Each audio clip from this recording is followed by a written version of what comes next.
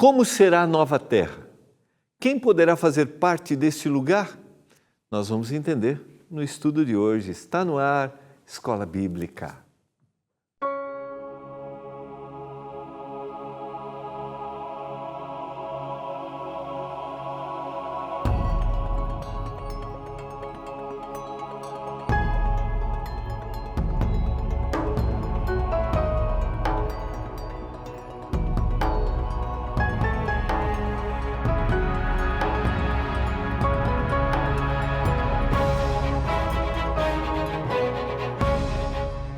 Olá, tudo bem com você? Estamos começando o programa Escola Bíblica aqui pela TV Novo Tempo, canal da Esperança. Lembrando, em seguida, daqui um pouquinho, logo após a Escola Bíblica, tem a nossa Semana Mente Feliz com a doutora Rosana Alves. Ela que é neurocientista. Você acompanhou ontem? Então acompanha hoje, porque eu tenho a certeza que vai ser muito legal. Bênção, dicas, sugestões, técnicas para a gente ter uma vida saudável e também emocionalmente saudável, né? E também orientações bíblicas, porque a Bíblia, a espiritualidade está ligada ao nosso bem-estar físico e nosso bem-estar emocional, tá bom?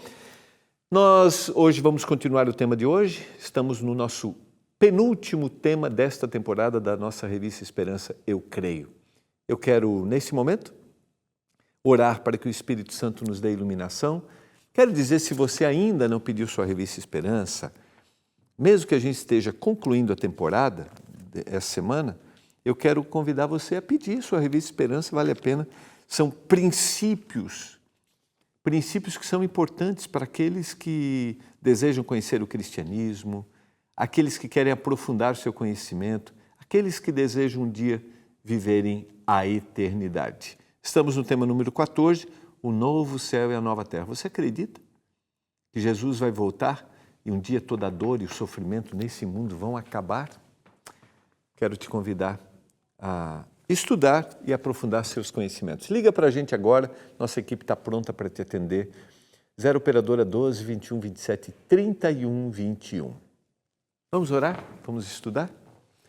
Pai do céu, estamos juntos para mais uma vez conversarmos sobre a Bíblia, entendermos os teus propósitos, entendemos aquilo que o Senhor tem reservado para nós, entendemos que a nossa existência faz sentido, tem uma lógica, mesmo que às vezes a gente viva uma situação incompreensível. E se alguém está vivendo essa situação, está sendo muito duro, muito difícil, eu clamo em nome de Jesus Cristo que o Senhor dê iluminação, que o Senhor dê esperança, quando a Bíblia for aberta. Eu suplico isso, em nome de Jesus. Amém. Vamos lá, antes da leitura do texto bíblico, só quero retomar aqui. Ontem eu fiz aqui tentei explicar no quadro, eu estava dizendo aqui na produção que do tempo que eu dei aula, né, eu curtia muito a gente poder ir explicando no quadro, né? E eu quero que, ainda que eu não sou um bom desenhista, às vezes aparentemente fique confuso, mas só para você me acompanhar. Se a gente for aqui, vou colocar aqui como uma linha do tempo, essa linha do tempo é a nossa existência, ou a existência do mundo, do jeito que você quiser definir. A gente tem a criação, né? A gente tem como grandes episódios, né? A criação divina, ou o nosso surgimento, nossa criação. A gente poderia colocar cronologicamente, a gente tem o dilúvio como grande acontecimento, a gente tem primeiro o pecado, né? A entrada do pecado no mundo, né? Então a gente tem o pecado, a gente tem o dilúvio, depois nós temos a primeira vinda do Senhor Jesus, primeira vinda de Jesus, que ele vem à terra, o plano da salvação, tudo aquilo que foi apresentado lá no Éden, na criação, se confirma. E aí a gente tem a segunda vinda. Na segunda vinda de Jesus, tá? A segunda vinda de Jesus, a gente tem o que a gente estudou ontem, a primeira ressurreição, que são aqueles que foram salvos, daqueles que aceitaram o Senhor Jesus, que estavam mortos junto com os vivos, são levados para o céu e agora vivem num período que a gente chama de período de 1000 anos. Nesse período de 1000 anos, se compreende que Deus foi justo no seu julgamento, que Deus é justo, que Deus é fiel, tudo vai ser revelado, todos, em todo lugar, não importa quem foram as pessoas, como morreram, todos um dia vão comparecer perante o Senhor. Agora, nesse período de 1000 anos, é essa comprovação de que Deus foi justo. Agora nós temos que entender que no final do período dos 1000 anos, no final, a gente tem a segunda ressurreição, que é a do juízo, ou seja, o deixar de existir, aqueles que não amaram a Deus. Lembra que eu falei ontem dos dois grupos, os que amaram a Deus e dos que não amaram a Deus? Os que não amaram e os que não amaram a Deus nesse final do período dos 1000 anos, junto com Satanás, seus anjos, Satanás que é o inimigo de Deus, eles são destruídos para sempre. E o que nós vamos estudar hoje é o que acontece a partir daqui, que a gente começa a viver um novo céu e uma nova terra. Para mim, particularmente, eu tenho repetido isso algumas vezes aqui, não sei como é que você vê isso, mas para mim, de alguma forma, a vida faz sentido, o laço que foi interrompido por uma pessoa que eu amei, tudo será resgatado e nós não viveremos para sempre num lugar de dor e de sofrimento. Não sei se isso faz sentido para você, mas para mim isso faz sentido. Tem que ter uma razão, sabe? Encontrar a pessoa que eu amei, viver para sempre. E agora nós vamos viver um novo céu e uma nova terra. Quero te convidar a juntos, no texto bíblico, vermos este momento pós o período dos 1000 anos, que é o momento do novo céu e nova terra. Quero ler um texto que está no livro de Isaías, capítulo 65, verso 17. Pois eis que eu crio novos céus e nova terra, e não haverá lembrança das coisas passadas. Jamais haverá memória deles. O lobo delas, melhor. Vamos ler aqui de novo. Delas, memória delas, não haverá lembrança. O lobo e o cordeiro pastarão juntos. O leão comerá palha como o boi. Pó será a comida da serpente. Não se fará mal nem dano algum em todo o meu santo monte, diz o Senhor. Antes de ler o texto, só quero fazer uma referência. A gente tem no livro de Isaías, várias alusões a este momento de nova terra. A gente precisa lembrar que quando a gente lê o livro de Isaías, com exceção de Daniel, que é um livro profético sobre o que vai acontecer, o livro de Isaías, o livro de Jeremias, os profetas maiores, Ezequiel, e depois os profetas menores, é o que a gente chama de profecia clássica, né? Era para aquele povo, para aquele momento, naquela situação, e que era condicional. Então, em realidade, essa descrição primária do texto, a mensagem que o profeta Isaías escreveu, era o que aconteceria com o povo de Deus quando eles saíssem da Babilônia, do cativeiro da Babilônia, e agora o Senhor os restabeleceria como nação. Mas havia uma condição para isso.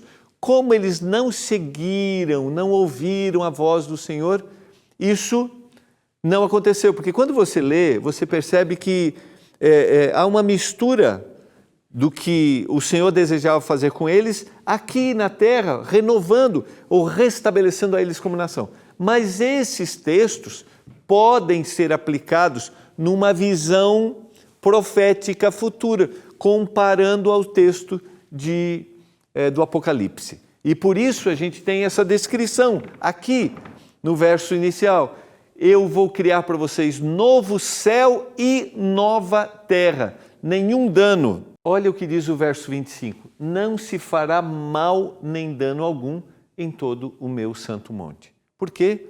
Porque agora é um novo ambiente. Eu quero comparar esse texto de Isaías com a descrição que vem no capítulo 21. Se a gente fizer uma análise cronológica da Bíblia, a gente tem os 2 primeiros capítulos com um ambiente perfeito, da terra, sem pecado, sem mal, e a gente tem agora os últimos 2 capítulos. E eu quero ler Apocalipse capítulo 21, e eu quero que você me acompanhe. Vamos ler alguns versos. Capítulo 21. Vi novo céu e nova terra, pois o primeiro céu e a primeira terra passaram. O mar já não existe. Vi também a cidade santa, Nova Jerusalém, que descia do céu da parte de Deus ataviada como noiva adornada para o seu esposo. Vejam, no capítulo 20, ele falou o que aconteceu, falou sobre o julgamento, desceu a cidade santa, a destruição. E agora, no capítulo 21, ele vai falar de toda essa transformação, fazendo uma referência à cidade santa. Então ouvi grande voz vinda do trono dizendo: eis o tabernáculo de Deus com os homens. Deus habitará com eles, eles serão povos de Deus, e Deus mesmo estará com eles. Desceu a cidade santa. Agora o Senhor habita definitivamente, veio para a terra. Os 1000 anos que eles passaram foi no céu. Agora a terra foi um ambiente transformado. Desceu fogo e enxofre do céu e destruiu. O mal não existe mais. Agora é um novo céu, não haverá mais dano algum. Ou seja, estamos vivendo um novo ambiente aqui. A terra está sendo restaurada. E agora, olha a descrição, falando de males que a gente tem, que a gente vive, que agora não existirão mais. E lhes enxugará dos olhos toda lágrima. A morte já não existirá. Já não haverá luto, nem pranto e nem dor, porque as primeiras coisas passaram, diz o verso 4. A terra foi transformada. O mal já não existe. A morte já não existe. As lágrimas não existem. O luto não existe. E eu te pergunto, você encontra sentido nessa descrição bíblica?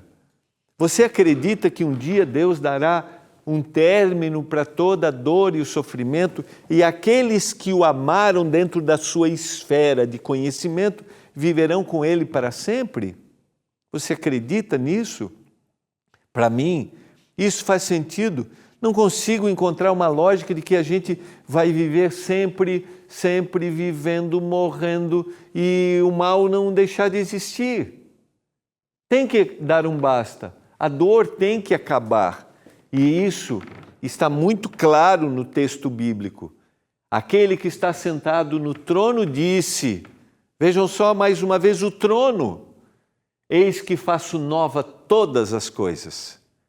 E acrescentou, escreve porque estas palavras são fiéis e verdadeiras. Lembra? O profeta João conhecia o que Isaías havia escrito. O profeta João não tinha total compreensão, agora ele tem compreensão de que o reino do Senhor é para todas as pessoas que aceitaram a mensagem. Os discípulos acreditavam que aquilo era específico para aquele povo, mas a mensagem deveria ser apresentada para todos. Mas eles sabiam que haveria uma renovação da terra e que essa renovação, qualquer pessoa que aceitasse o Senhor Jesus estaria ali para desfrutar. Eis que faço nova todas as coisas. Disse-me ainda, tudo está feito. Eu sou o Alfa e o Ômega, o princípio e o fim. Eu, a quem tem sede, darei da graça da fonte da água da vida. O vencedor herdará estas coisas. Eu lhe serei Deus e ele me será filho. Verso 6 e verso 7. Se você comparar o capítulo 1, quando o Senhor está se apresentando para João, para ele escrever tudo que está no Apocalipse, é assim que o Senhor se apresenta lá. Eu sou o Alfa e o Ômega, eu sou o princípio e o fim. Quando a gente lê o capítulo 2 e o capítulo 3, onde nós temos as 7 cartas, as 7 igrejas que representam 7 períodos da história cristã, no final de cada mensagem, de cada carta, no final de cada período da história cristã, o Senhor diz, ao vencedor eu darei isso, ao vencedor eu darei. E aqui o Senhor está concluindo essa mensagem para João no livro, dizendo que o vencedor herdará estas coisas. Que coisas? Um ambiente feliz, um ambiente sem mal, um ambiente perfeito, um ambiente sem dor, um ambiente sem lágrima, um ambiente sem tristeza. Quanto, porém, vejam que na estrutura da linguagem escrita, ele falou daquele que foi salvo E agora ele vai fazer uma comparação daqueles que não habitarão a eternidade. Quanto, porém, aos covardes, aos incrédulos, aos abomináveis, aos assassinos, aos impuros, aos feiticeiros, aos idólatras e a todos os mentirosos, a parte que lhes cabe será no lago que arde com fogo e enxofre, a saber, a segunda morte. Lembra que nós falamos ontem? O deixar de existir não é um lago que fica queimando para sempre, porque se a morte é o final. E eu falei ontem, a primeira morte, essa morte que todos nós passamos, podemos passar, é um sono, é uma interrupção da existência. E a segunda morte é o deixar de existir. Faz sentido para você? Ele faz uma descrição de características daqueles que não habitarão a eternidade. É aquilo que a gente vem falando nesses dias, os justos e os maus, o trigo e o joio, o que amou e o que não amou. Somente 2 grupos de pessoas existirão naquele dia. Então veio um dos 7 anjos que tem as 7 taças cheias dos últimos 7 flagelos. Falou comigo dizendo, vem, mostrar-te-ei a noiva, a esposa do Cordeiro. A descrição bíblica daqueles que decidiram ser seguidores do Senhor Jesus. A descrição bíblica desse final, desse casamento final do Senhor Jesus. Vem, eu vou mostrar a noiva, a esposa do Cordeiro. Aqueles que estavam aguardando o Senhor Jesus, aqueles que estavam esperando o Senhor Jesus, dentro da sua esfera de conhecimento. E nesse momento, eu sempre gosto de lembrar isso, neste momento Deus está de alguma forma se revelando a todas as pessoas no mundo. São formas extraordinárias, inexplicáveis, aonde talvez não haja, no meu olhar, nenhuma perspectiva de cristianismo. O Senhor está se revelando ali e nós apresentamos esta mensagem para que o Espírito de Deus atue. Apresentar a mensagem da Bíblia, da palavra, é para que haja transformação e para que o Espírito continue levando, se apresentando em todos os lugares. Porque o Senhor deseja salvar. Esse é o maior objetivo do Senhor. Versos 10 e 11, e me transportou em espírito até uma grande e elevada montanha.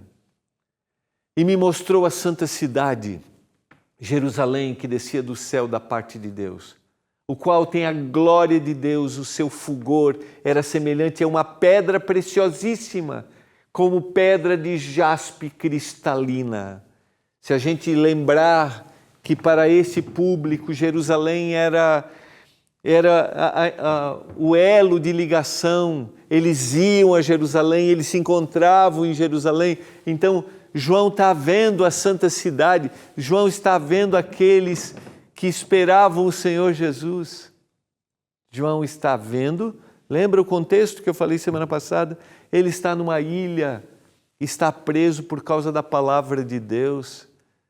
Os seus amigos, os seus irmãos estão sendo martirizados, mas o Senhor apresenta para João o que vai acontecer até o final da história. E João escreveu isso para 7 igrejas. No capítulo 1 ele diz, escreve para 7 igrejas, João. Conta para eles continuarem fiéis.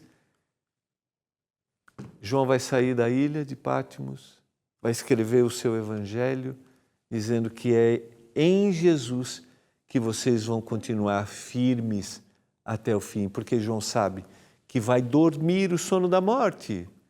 João teve esta visão de uma forma muito clara. Sequência,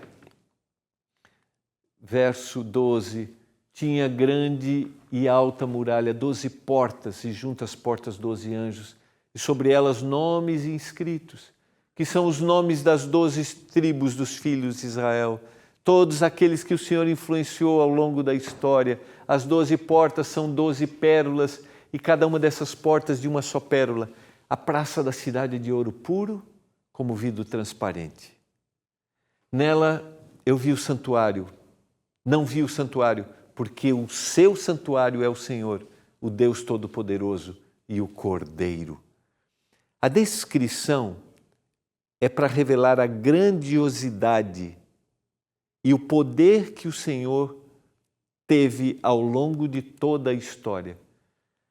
A cidade não precisa de sol nem de lua para lhe darem claridade, pois a glória do Senhor a iluminou. O Cordeiro é a sua lâmpada, as nações andarão mediante a sua luz e os reis da terra lhe trazem a sua glória.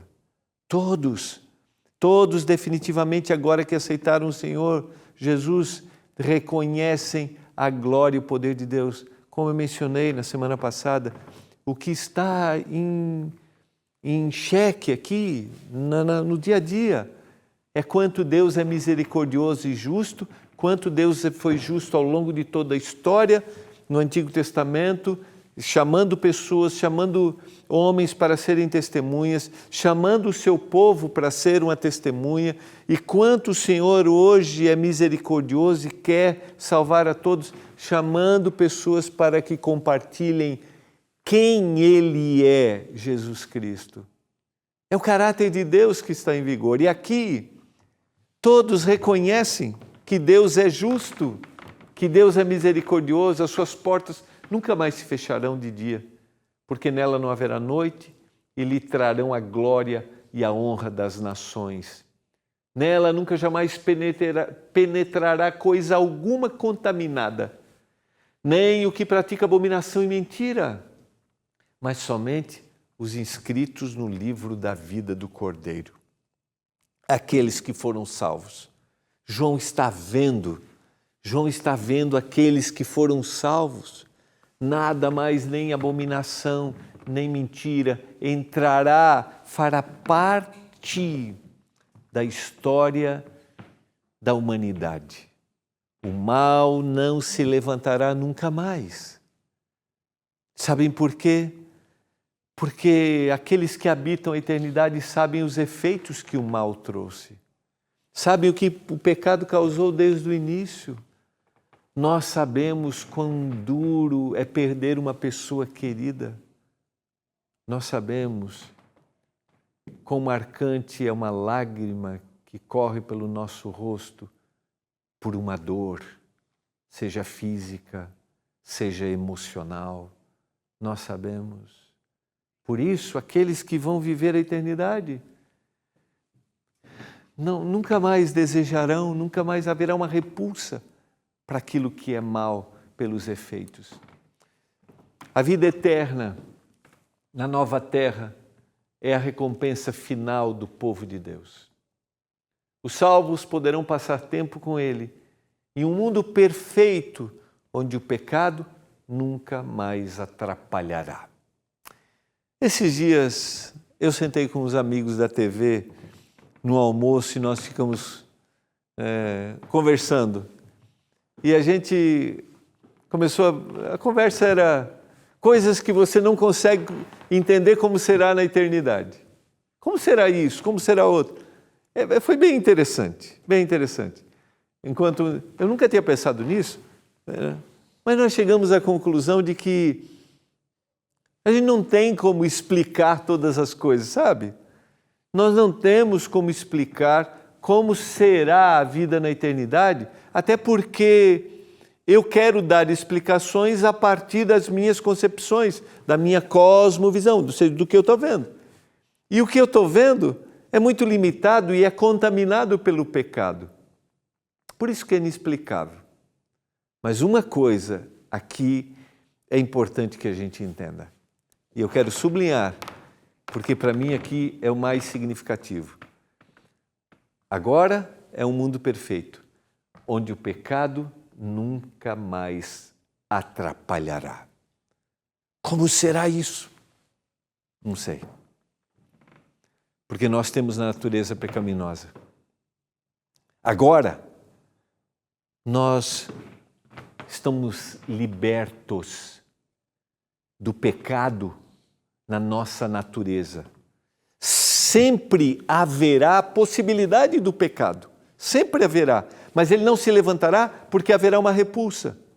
Mas agora eu não tenho mais essa tendência para fazer o mal. Entende? Entende? A vontade de se vingar quando alguém maltrata, de guardar o rancor no coração. O pecado foi eliminado. Imagine um ambiente assim, de eterna felicidade. E eu leio o último texto para a gente refletir juntos. O grande conflito vai terminar e o pecado não vai mais existir. Todas as coisas, animadas e inanimadas, vão declarar que Deus é amor e Ele reinará para sempre. 1 João capítulo 4, verso 8. Aquele que não ama não conhece a Deus, porque Deus é amor. E no final, todos reconhecerão que Deus é amor, que Deus procurou salvar, que Deus fez de tudo. Querido, eu e você não podemos ver, mas neste momento o Senhor quer me salvar, quer salvar você. O Senhor está colocando oportunidades, o Senhor está de alguma forma querendo me chamar a atenção. O Espírito de Deus está trabalhando na minha mente e Deus está fazendo isso com todas as pessoas no mundo. O Senhor quer que a gente tenha a vida eterna. E o fato de a gente estar conversando aqui, eu creio que é uma maneira de Deus dizer assim, eu quero te salvar. Primeiro comigo, que estudei o tema para estar aqui com você.